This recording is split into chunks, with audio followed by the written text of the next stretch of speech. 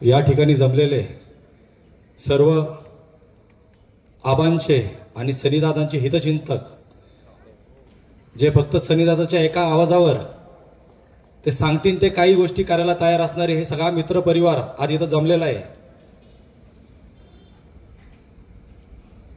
दादा बऱ्याच वर्षापासून आपण सगळे एकत्र काम करतोय, एक परिवार म्हणून काम करतोय। मगासपासून बऱ्यापैकी लोकांनी सांगितलं की आपण असं करायचं, आपण तसं करायचं। इथं तसं नाही चालत, इथं दादा सांगतील तेच होणार आहे। दादांनी सांगितलं हे करायचं तर ते होणार। तर आज जर दादा म्हणतात की आपण सिद्धार्थ दादांबरोबर उभं राहायचं तर सगळे त्यांच्या सोबत राहणार।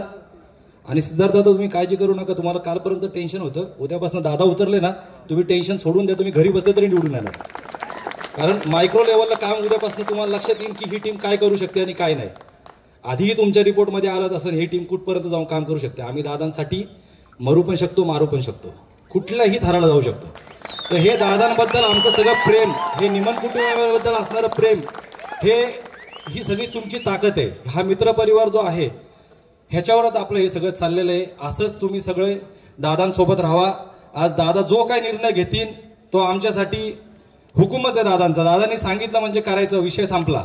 ह्याच्या पलीकडे आम्ही विचारच करत नाही की उद्या आपलं काय होईल, त्याचं काय, ह्याचं काय, त्याचं काय, सोडून द्यायचा सगळे विषय। दादांनी सांगितलं करायचं तर करायचं।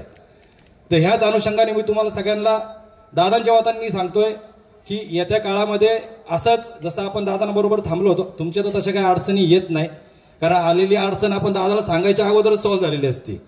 तुम्हाला ह्या सगळ्या गोष्टींचा अनुभव असेलच। त्यामुळं ह्यापुढेही आपलं दादांबरोबर थांबायचंय। दादांनी जो निर्णय घेतलाय तो निर्णय सगळ्यांना कबूल असेल, मलाही असं वाटतंय। आणि येत्या काळामध्ये दादांनी सांगितल्याप्रमाणे सगळ्यांनी सिद्धार्थ दादांच्या सोबत उभं राहायचं।